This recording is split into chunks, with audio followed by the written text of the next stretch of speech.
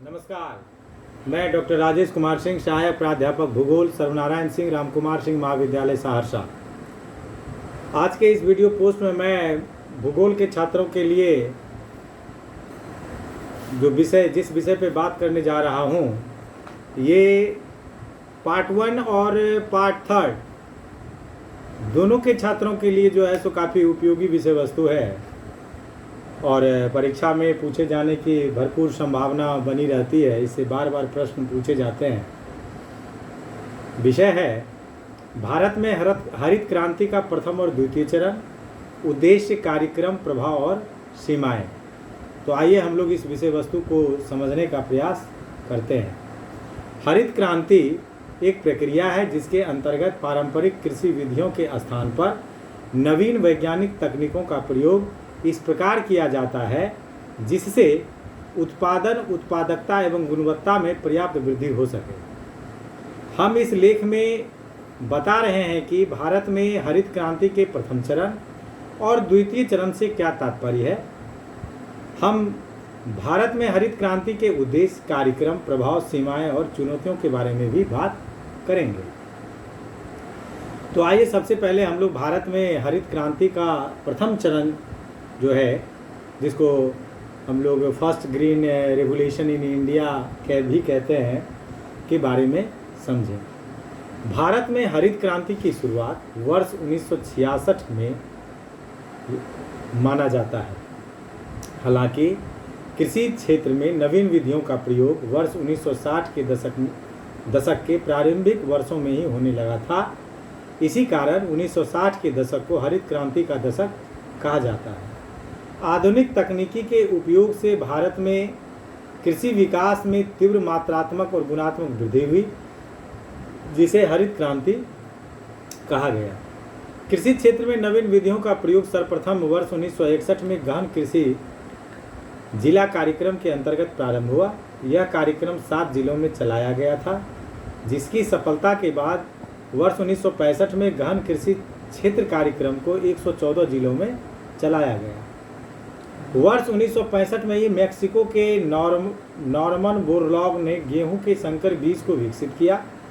Norman Borlaug को हरित क्रांति का जनक कहा जाता है। भारत में भी मक्का, ज्वार, बाजरा के संकर बीज विकसित किए गए। इसी समय भारत सरकार ने कृषि विकास के नवीन संभावनाओं के लिए वर्ष 1966 में एकमुश्त योजना के अंतर्गत उर्वरक, संकर बीज, कीटनाशक, आधुनिक कृषि मशीन इत्यादि संरचनात्मक सुविधाओं को कृषकों तक पहुंचाने का लक्ष्य रखा। इस कार्यक्रम को उच्च उत्पादकता वाले बीजों का कार्यक्रम HY भी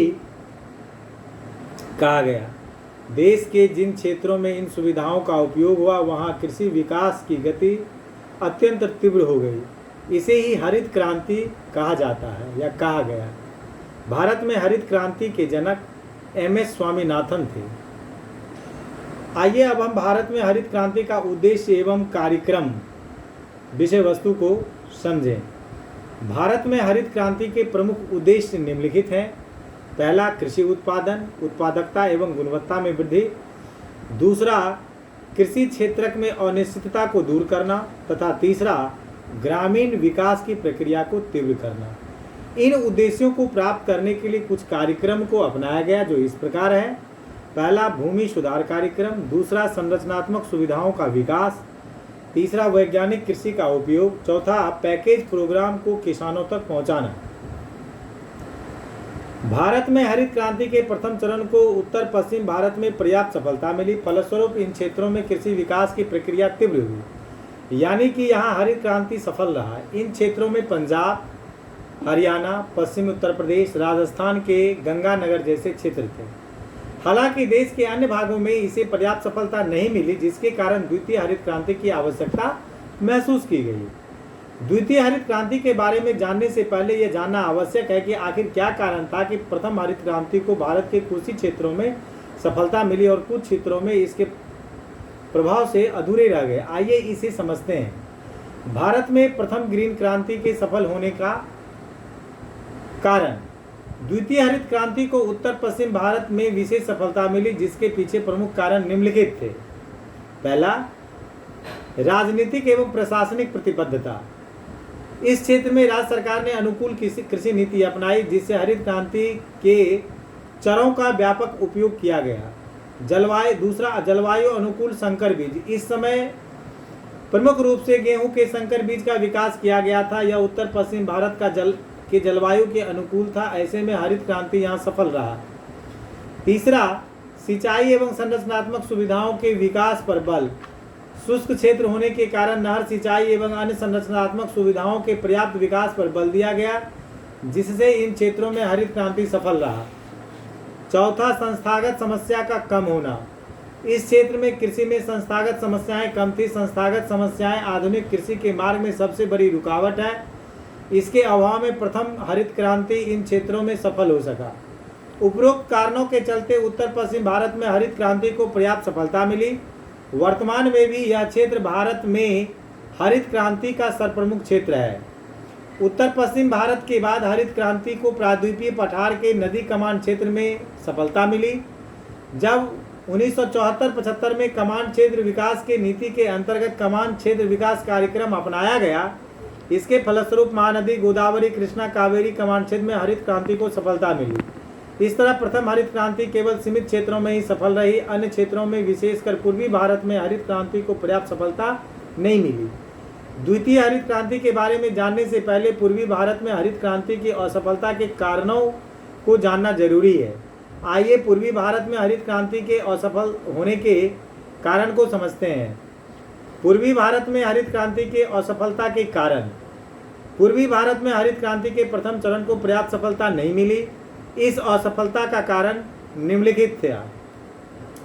पहला, राजनीतिक एवं प्रशासनिक प्रतिबद्धता की कमी। इस क्षेत्र में उचित कृषि नीति नहीं अपनाया जाना असफलता का प्रमुख कारण था। दूसरा, संस्थागत समस्या। इस क्षेत्र में शुरू से संस्थागत समस्याएं पाई जाती रही हैं। आज़ादी के बाद उठाए गए भूमि सुधार कार्यक्रमों की असफलता तथा संस्थागत समस्याओं का पाया जाना ने हरित क्रांति को इन क्षेत्रों में सफल नहीं होने दिया। विशेषकर चकबंदी और हदबंदी कार्यक्रम की असफलता इसके लिए प्रमुख तौर पर जिम्मेदार है। तीसरा, सामाजिक पारंपरिक मान्यताएं, भूमि से सामाजिक लगाव तथा हरित क्रांति के चरों के उपयोग के महत्व की जानकारी नहीं होना भी असफलता का कारण रहा। चौथा, छोटे निर्धन एवं भूमिहीन कृषकों की संख्या में अधिकता के कारण आधुनिक कृषि संभव न हो सका। इसके अलावा अधिक वर्षा का क्षेत्र एवं बाढ़ क्षेत्र होने के कारण सिंचाई सुविधाओं के विकास पर पर्याप्त बल नहीं दिया गया। इन क्षेत्रों के अनुकूल संकर बीज का विकास नहीं होना भी असफलता का कारण रहा। चावल का संकर बीज वर्ष 1983 में आया। उपरोक्त के साथ ही जनजातीय क्षेत्रों में हरित क्रांति के चरों के प्रति उदासीनता की भावना एवं संरचनात्मक निवेश का कार्य खनन उद्योगों में किया जाना भी असफलता का महत्वपूर्ण कारण है। हरित क्रांति की सफलता देश की सीमित क्षेत्रों में ही मिली, लेकिन इसके बावजूद देश के खाद्यान्न उत्पादन में व्यापक वृद्धि हुई। यह वृद्धि वर्ष 1966 से 1976 के दशक में सर्वाधिक हुआ। हालांकि इसके बावजूद खाद्यान्न समस्या का पूर्ण समाधान नहीं हो पाया, साथ ही इससे कई अन्य समस्याएं भी उत्पन्न हुई।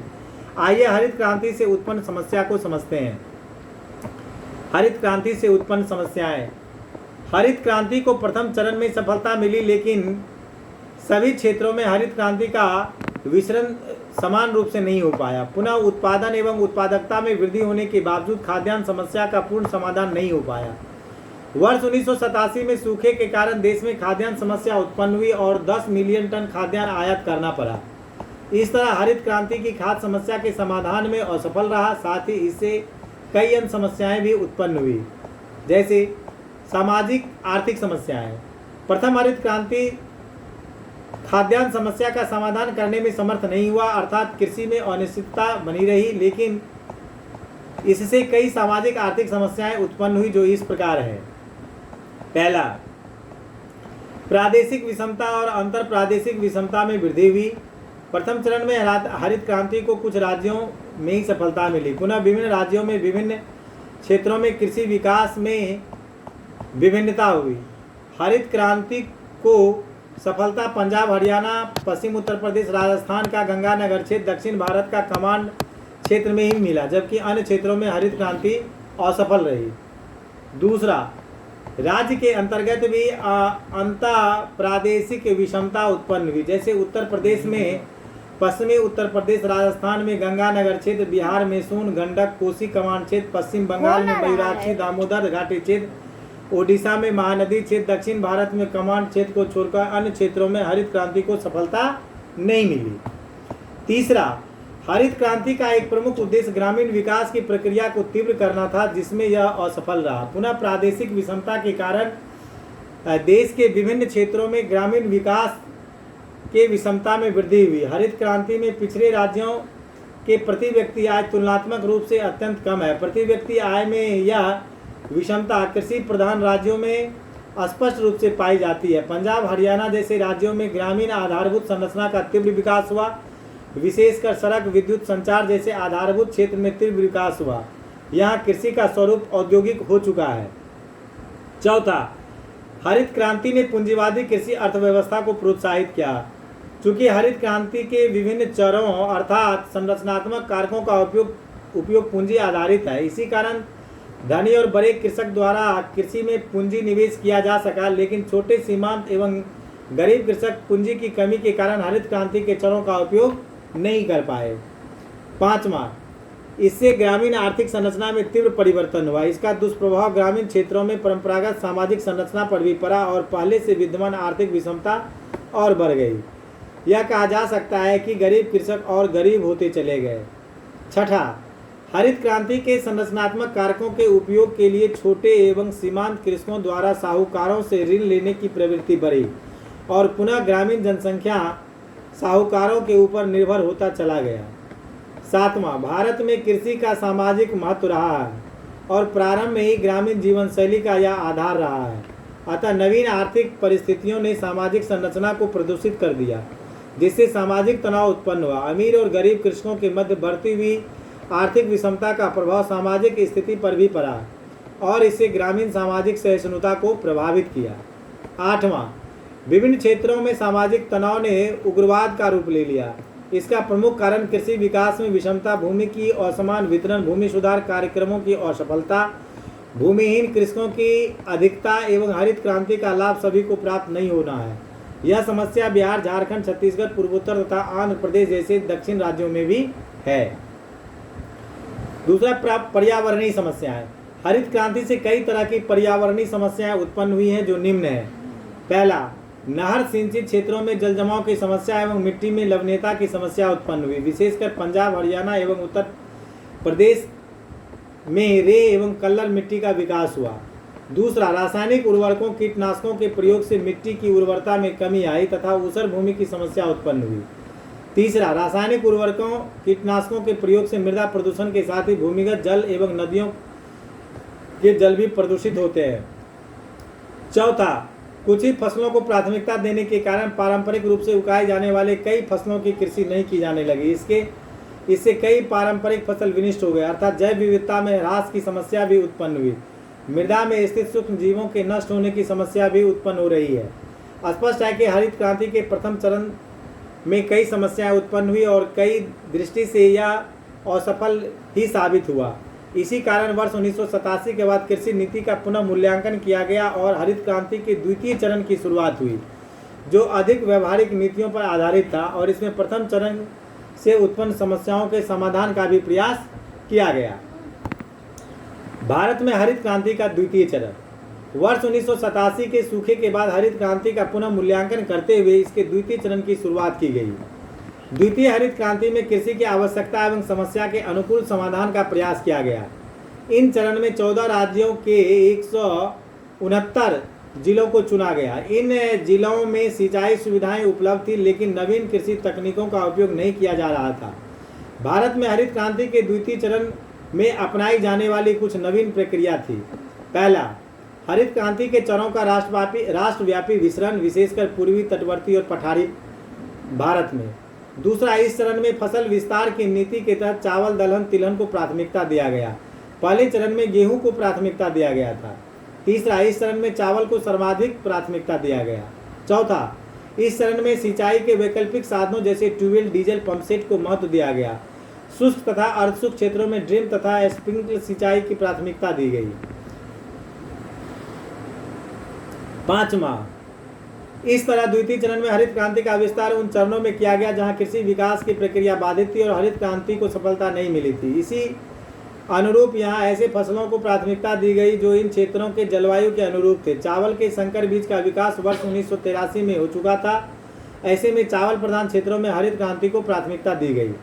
हालांकि ये भी मूलभूत समस्याओं से भी ग्रसित थे जो कृषि के विकास में बाधक था। ये समस्याएं निम्नलिखित थी। पहला, जोत के आकार का छोटा होना। दूसरा, बटाईदारी व्यवस्था। तीसरा, भूमिहीन कृषकों एवं निर्धन कृषकों की अधिकता। चौथा, बाढ़ एवं सूखे का सम्मिलित प्रभाव। पांचवा, सभी जगह संरचनात्मक सुविधाओं का न होना। द्वितीय चरण में इन समस्याओं के समाधान के लिए कुछ व्यवहारिक उपाय किए गए जो निम्नलिखित हैं। पहला, भूमिगत जल के उपयोग द्वारा सिंचाई सुविधा की सुनिश्चित उपलब्धता के लिए नहर सिंचाई की जगह ट्यूबवेल सिंचाई को प्राथमिकता दी गई।